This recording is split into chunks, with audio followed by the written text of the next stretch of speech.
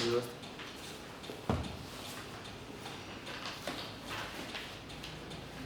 Abran sus Biblias, hermanos, en Efesios 1:7.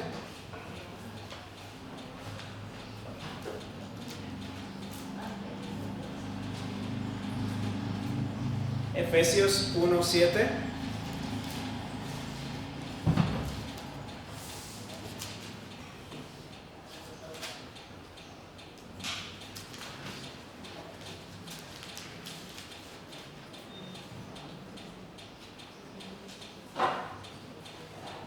Dice así la palabra de Dios: en quien tenemos redención por su sangre, el perdón de pecados.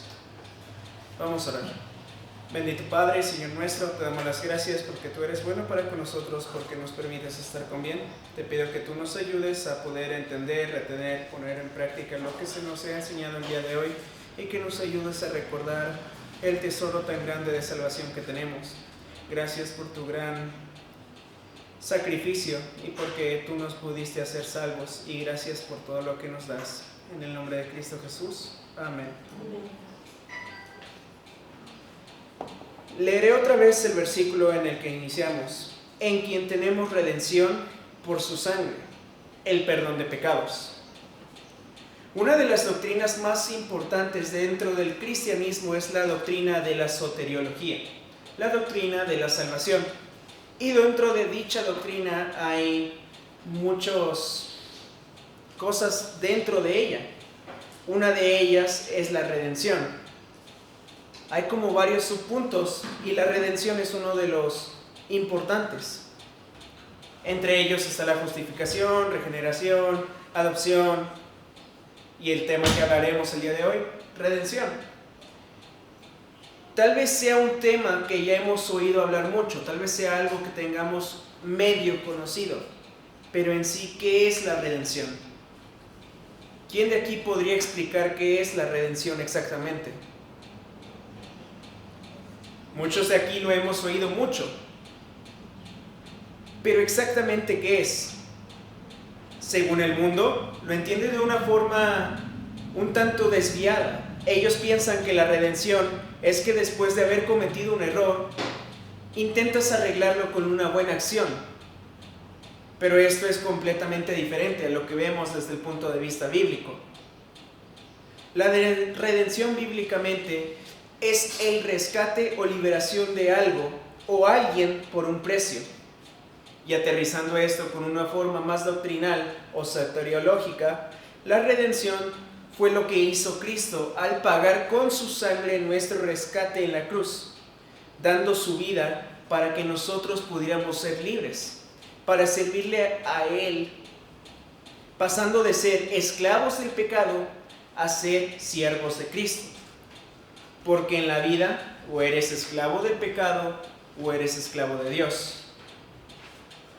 Y hay varios ejemplos de la redención en el Antiguo Testamento. Pero el origen se remonta a Levítico 25, del 47 al 48, a donde vamos a ir. Levítico 25, del 47 al 48.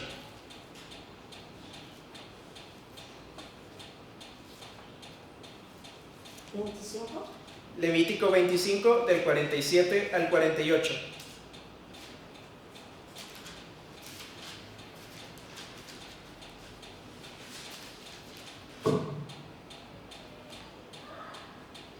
Dice: si el forastero o el extranjero que está contigo se enriqueciere, y tu hermano que está junto a él empobreciere, y se vendiera al forastero o el extranjero que está contigo, o alguno de la familia del extranjero, después que se hubiese vendido, podrá ser rescatado por uno de sus hermanos.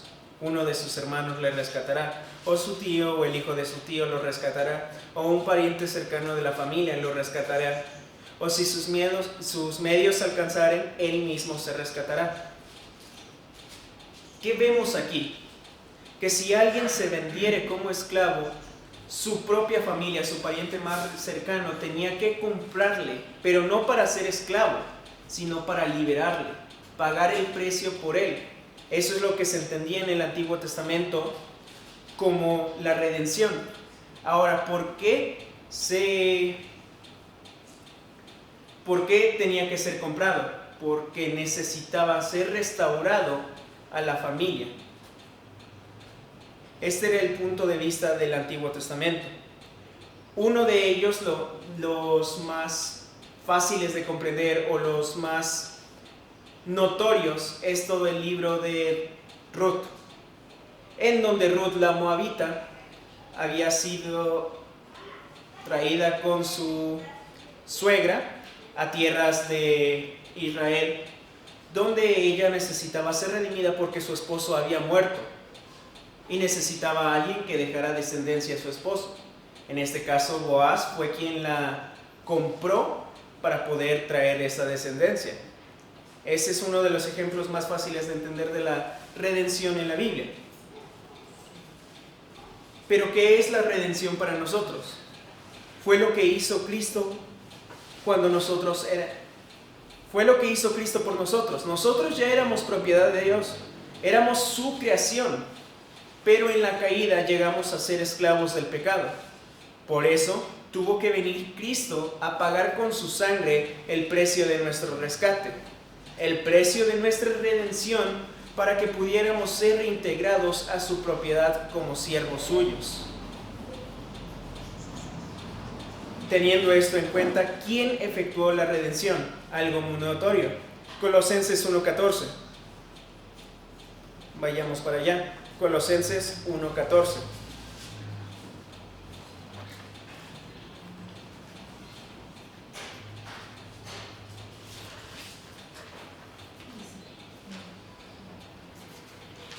Colosenses 1:14.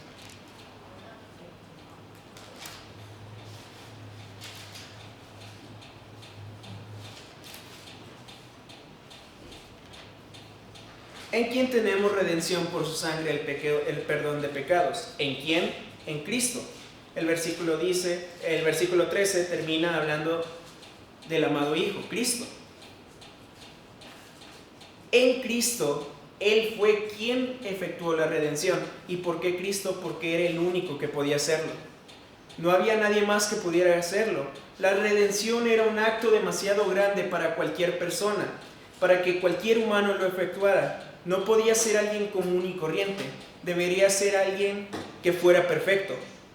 La humanidad no podía ser perfecta nunca más, gracias a que estábamos bajo el pecado, bajo esclavitud de pecado.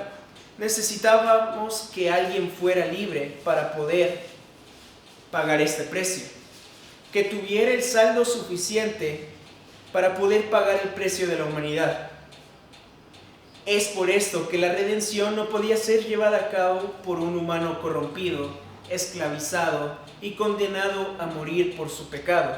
Debía ser alguien libre, puro, a quien su vida le perteneciera por completo y estuviera dispuesto a darla por aquellos a los que iba a adquirir esta persona.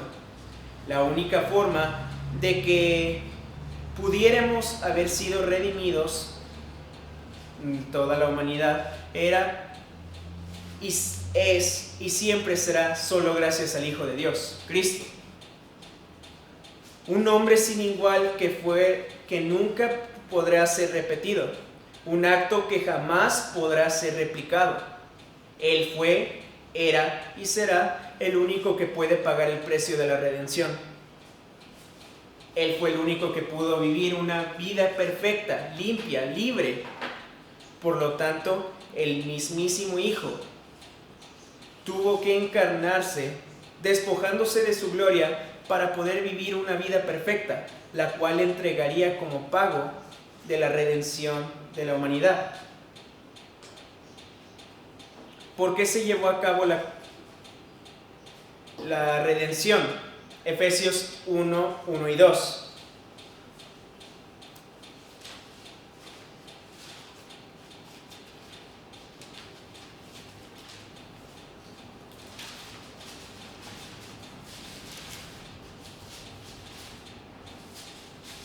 Me equivoqué de pasaje. Sí, 1.7, perdón. 1.7 y 8. En quien tenemos redención por su sangre y perdón de pecados. Nada más en el 7. Como dice el versículo, la razón del por qué necesitábamos la redención es porque nosotros estábamos muertos, éramos esclavos del pecado, siendo llevados a la muerte por nuestro propio pecado, como un perro con una correa, que aunque se resista e intente ir a otro lugar, va a terminar yendo a donde lo lleve su dueño. Nuestro dueño, el pecado, nos estaba llevando a muerte,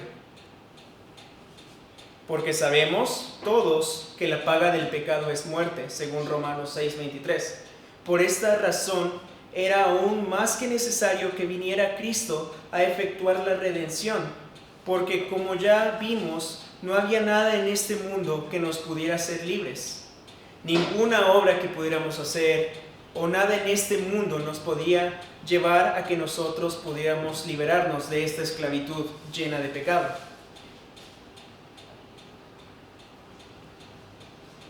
Porque no es gracias a algo que nosotros podamos hacer. Según Efesios 2:8, no es por obras, es por gracia, es un regalo de Dios. Él dio a su Hijo para que nosotros pudiéramos ser libres de esta esclavitud de pecado. Por lo tanto, era más que necesario que la redención viniera en el momento adecuado y escogido por Dios, en el momento preciso de la humanidad que Él había elegido para esto. Romanos 5:6, que lo voy a leer rápidamente. Porque Cristo, cuando aún éramos débiles, a su tiempo murió por los impíos. A su tiempo, no antes, no después. Dios ya lo había planeado desde el principio de las eras, desde el principio del mundo. Dios ya había planeado en qué momento y en qué lugar, en qué situación. Ahora, ¿cómo se llevó a cabo la redención? Como ya vimos anteriormente, la redención se llevó a cabo por la muerte de Cristo, al derramar Él su sangre en la cruz y presentarla ante el Padre como pago por la humanidad. El precio de su esclavitud, el precio de la esclavitud de la humanidad, para que ellos pudieran llegar a ser libres y pasar a ser su propiedad, sus siervos. Y esto lo podemos ver en varios versículos, aunque pueden pasar desapercibidos si no tenemos una buena base de conocimiento bíblico, ya que son algunos detalles que tienen mucho que ver con el cómo se hacían los sacrificios en el tabernáculo. Un ejemplo de esto era el sacrificio de Pascua, contrastado con lo que podemos ver en el versículo 17 del capítulo 20 del libro de Juan, donde Cristo ya había resucitado, ya había muerto, ya había ocurrido el sacrificio. Él se había presentado ante las mujeres, pero María quería abrazarlo y él le dijo: no me toques porque aún no me he presentado ante mi Padre. ¿Por qué menciono esto? Porque el sacrificio ya se había hecho, ya se había cumplido todo, pero era necesario que se presentara ante Dios, que se diera esta ofrenda de sangre. ¿Por qué? Porque en el tabernáculo, cuando el cordero moría, se tenía que llevar la sangre ante el arca del pacto. Se tenía que derramar sobre el arca del pacto. Esto presentando el sacrificio de sangre a Dios para que pudiera cubrir los pecados de Israel en su tiempo. Lo que hizo Cristo fue llevar esta sangre ante el mismo Padre y presentar: aquí está el precio de la humanidad. Yo pagué por ella, te entrego el pago. Ahora la humanidad ya puede ser libre. Así fue como se llevó a cabo la redención. Así dejamos de ser propiedad del pecado, de la muerte, de Satanás. Y ahora podríamos ser libres para poder llegar a ser propiedad de Cristo. Ahora, ¿dónde y cuándo se efectuó la redención? El lugar y el momento cuando ocurrió la redención fue en el momento y lugar preciso que Dios había designado desde el principio, como yo ya había mencionado, siendo la época del Imperio Romano la elegida debido a la universalidad de varias cosas, tales como el lenguaje, y también las rutas comerciales que pasaban directamente por Israel. ¿Y por qué esto era importante? Porque así era más fácil que se pudiera anunciar lo que se había hecho en la cruz. De hecho, desde el principio ese era el plan de Dios, que Israel fuera el punto medio donde todos pudieran ver que Jehová era el único Dios vivo. Y ese era el deber de Israel, presentar a Dios como el Dios vivo que hacía grandes milagros y que la gente creyera en Jehová. Pero ellos, al sentirse superiores a los demás, empezaron a cerrar poco a poco este anuncio. Empezaron a ponerle, como ya vimos en el libro de Gálatas, todas sus reglas para que fuera casi imposible que una persona común y corriente que no fuera judía entrara a su religión o creyera en el Dios vivo.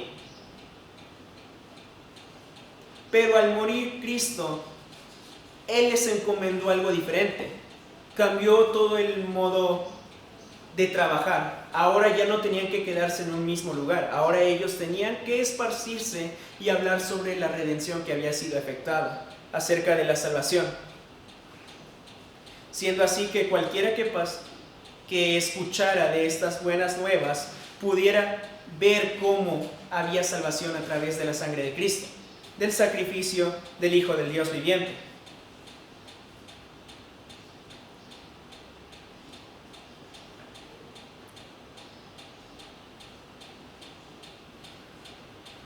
Así fue como se hizo la redención de la humanidad. Y gracias al sacrificio y su sangre derramada en la cruz, es que nosotros podemos ser salvos. Y toda la humanidad puede ser salva si viene a Él siendo llamada por el Espíritu Santo. Y este es un tema que no todos pueden entender por completo. ¿Por qué? Porque la salvación, si bien está abierta para todos, no es para todos. Y este es un punto un tanto difícil de comprender. ¿Cómo que está abierta para todos, pero no es para todos? Un ejemplo sencillo. Nosotros tuvimos un evento el domingo pasado. Yo podría decir que todos tuvieron pastel. ¿Es eso cierto? No todos tuvieron pastel. Tuvieron pastel los que estábamos aquí. Si yo dijera todos tuvieron pastel, me referiría a todos, todo el mundo. Y yo me estaba refiriendo a todos los que estábamos aquí. Así con la salvación. Fue un ejemplo un poco sencillo, un poco hasta tonto, pero es la forma en que podemos explicar cómo la salvación está abierta para todos, pero no es para todos. Cualquiera que es llamado por el Espíritu Santo puede encontrar salvación, pero no todos son llamados por el Espíritu Santo. Cualquiera puede ser redimido, pero solo los que ya eran propiedad son los que son redimidos. Es así que nosotros podemos ver la redención y cómo se efectuó. ¿Qué es la redención? ¿Cuándo ocurrió? ¿Cómo ocurrió? ¿Y por qué ocurrió? Pero ahora que comprendemos un poco más sobre qué es la redención y la magnitud del sacrificio de Cristo y todo lo que conllevaba, podemos ver cómo tenemos una salvación tan grande y podemos entender un poco más cómo funciona la salvación. Yo personalmente les digo que sigamos estudiando para poder entender aún más la magnitud de una salvación tan grande, porque lamentablemente las iglesias de hoy en día empiezan a creer en un facilcreísmo, en algo donde di esta oración y eres salvo, en algo donde no se entiende lo que pasó en la cruz. Y es entonces donde nosotros tenemos el deber de estudiar para poder compartir con los demás sobre la salvación tan grande que tenemos en Cristo. Vamos a orar. Bendito Padre, Señor nuestro, te damos las gracias por tu bondad y misericordia para con nosotros. Gracias en que aun siendo nosotros pecadores, tú quisiste morir por nosotros, despojándote de tu gloria, de tu grandeza y viniendo a ser vestido como siervo. Gracias porque tú derramaste hasta la última gota de sangre por nosotros para poder pagar el precio de la humanidad, para que nosotros pudiéramos ser libres, para ser llevados a servirte. Gracias por tu misericordia y por tu gran bondad para con nosotros. En el nombre de Cristo Jesús. Amén. Muy bien. Pues somos poquitos de plano.